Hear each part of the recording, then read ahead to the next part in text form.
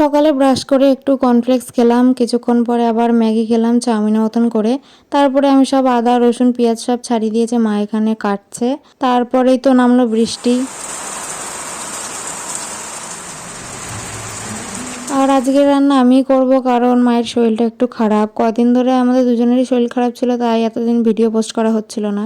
আর প্রতিদিন আমি শরবত বানাই, কিন্তু আজকে আমি রান্না করছি বলে মা এখানে শরবত বানাচ্ছে। তারপরে আমি স্নান করে তাড়াতাড়ি করে পুজো দিয়ে নিয়েছি, আর সবার লাস্টে আমি খেতে বসেছি। সবার খাওয়া হয়ে গেছে। আর আজকে রান্নাটা দারুণ হয়েছে, নিজে রান্না করেছি বলে বলছি না। তারপরে একটু আইসক্রিম খেলাম। তারপরে আমার সন্ধ্যের দিকে টিউশন ছিল, ওখান থেকে এসে আবার একটু পার্কে গেছিলাম একটু ঘুরতে। তারপরে বাড়ি এসে গেছি, আর বোন আমার জন্য নিয়ে এসেছে মোমো। ও আমাকে বলেছিল তোকে একদিন মোমো খাওয়াবো, তাই কাকার সাথে গিয়ে নিয়ে এসেছে। বাবাও তাড়াতাড়ি কাজ সেরে বাড়ি চলে এসেছে। তারপরে মা রুটি ভাজা শুরু করে দিয়েছে, এখন খেতে বসেছি। আর বোনও বলেছে আজকে রান্নাটা দারুণ হয়েছে।